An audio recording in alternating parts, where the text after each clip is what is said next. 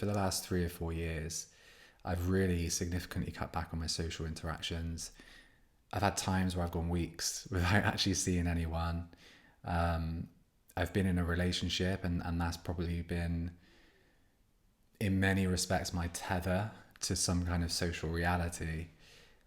But over the last few years, combined with COVID, of course, and the restrictions there, but also through this compulsion to have a lot of time alone, I've really experienced solitude to a degree that perhaps even went beyond what I felt would be comfortable. I think more than anything, the benefit for me has been to really understand my own energy, like to actually really identify my center in a way that allows me to return to the marketplace, to return to the world, and have a better inner sense of discernment around myself from an energetic perspective. And I think if you are sensitive to energy, this process of really not purifying as such, because that word can bring up a lot of negative connotations, but just clarifying and creating that inner clarity and that inner sense of this is mine. And again, if you are sensitive, if you live with people, if you socialize a lot, like for me, I'm highly susceptible to groupthink. Like it does, I've got permeable boundaries, right? So it takes me a lot of effort to establish myself. And one of the biggest benefits of having time alone has been to establish that structure in order to know from a more emboldened and embodied place how I want to be, how I want to adapt, what boundaries do feel appropriate and what boundaries don't. In addition to that, I do think that if you have this compulsion, and it is perhaps more of a masculine path, the idea of the hermitage, a spell in solitude, kind of really confronting yourself in many ways. But if you have that, going into it to a degree is going to confront you with the point in which you feel most alone and most isolated. That is why most people don't confront themselves in that way. Beyond that, there's a quote from Terence McKenna, I'm going to paraphrase and get wrong, but there's something along the lines of facing the abyss and realizing that the abyss stares back. And if you go through the abyss, you realize that rather than your ultimate fear, there is a featherbed. And that does apply to monk mode, to solitude, this idea of what am I confronting beyond my limits of comfort with myself?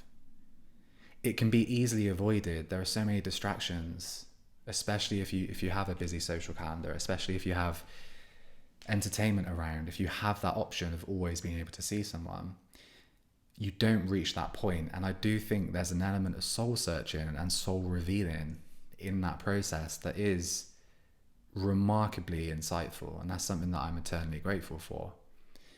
It's almost as if, for me personally, a lot of my sense of connection to God comes through silence, and a lot of my disconnect can come from noise and distraction, but it can also come from creating this sense, this mind-made sense of being alone when I'm by myself. But actually, if you go through and you go beyond that barrier, you can arrive at a point of interconnection so that when you are alone, you actually feel closest to God. That's a remarkably distinct separation between the two.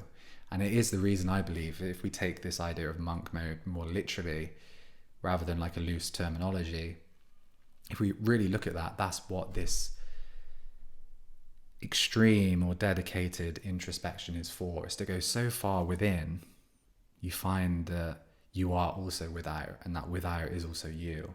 That there is that interplay of being alone but never truly being alone. But through that process, you're going to be saying no more frequently.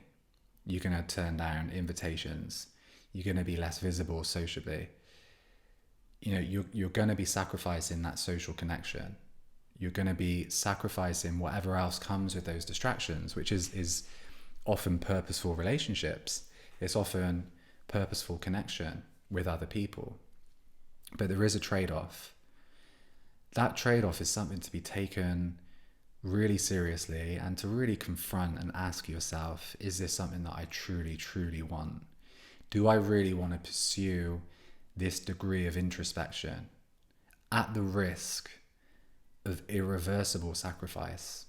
Now, that might sound a little over the top, but what I mean by that is that over time, if you say no and if you make sacrifices in order to prioritize time alone, to do the work, to do whatever you have to do, even if it's just refining your meditation practice and feeling like you want to kind of go within and confront yourself in that way, it could be that you find a lot of relationships fall away, a lot of opportunities fall away, ingrained habitual ways of relating that can be good or bad. Of course, they can be from a place of togetherness and harmony and purpose, or they can also be relationships that don't fit you. But either side of that, those change. People continue to live their lives, and depending on the degree in which you commit, there is going to be a sense of you cannot just reverse that decision. That is so important to keep in mind, because for me personally, my degree in which I can enjoy solitude and find purpose in solitude and not even question, not even feel lonely, is quite an anomaly. It's quite extreme. I really do enjoy time on my own.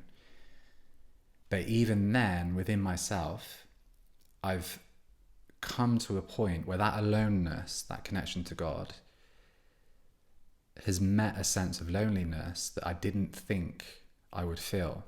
And part of that loneliness is due to those sacrifices and the change and the influence that that has had on my social circle. It's almost like trying to just turn around to do a U-turn in the Titanic. Probably a terrible ship to use as an example.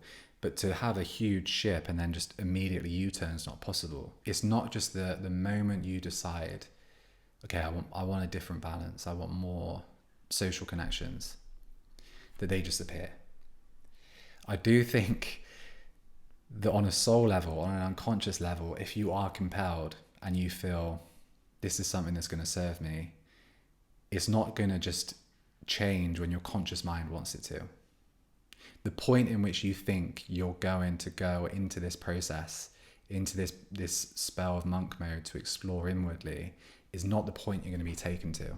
There's going to be a point that you've cognized that you believe is the limit, but you will be taken beyond that. If you knew the limit, and if you changed your experience at that limit, it wouldn't be truly going beyond your limits, if that makes sense. So if you're committed to this as a spiritual practice, I do think that it's something to be wary of, something to know that you're probably at some point going to confront a sense of isolation, a sense of disconnect, a sense of desperation even, that you could never have imagined. And it's all of those difficult and challenging moments, the isolation, the desperation, that are that illusion that lead to the featherbed. And equally, the reason I say only follow this if it feels like a genuine compulsion, like you're really compelled to do it, is because we are social creatures. And I do believe that there are only a select few where this is genuinely the right path, because of these moments of isolation. And they're incredibly teaching. But don't take it lightly. With that in mind, the idea of this path being worth it depends on a much wider view than you necessarily have in the moment. I know that these last few years have been crucial to my work, to my self-understanding, even to my ability to go within creatively in the realm of ideas, but also just to understand myself. because this was such a strong desire, and because the universe has almost matched that in my reality, like there have been times where I've freaked out and I've tried reaching out to people and I've tried to recultivate relationships and it just has not happened. And I sense that I've been put in that position. Maybe my unconscious, my higher self has navigated that, but it's done so in a way that I'm sure this is all for a reason, all for a purpose that isn't fully clear just yet. And that's the thing. Going into this process, once you commit to this process, hold on to the faith and the belief that this is for a deeper reason. It's not the usual thing in our culture and our society to do. It does take a lot of sacrifice, but the rewards, the fruits, the treasure you find in the cave that you're afraid to seek and enter, as Joseph Campbell would say, could be one of the most meaningful things that you've ever done. So it's worth a shot, but it's also worth being aware of the potential drawbacks.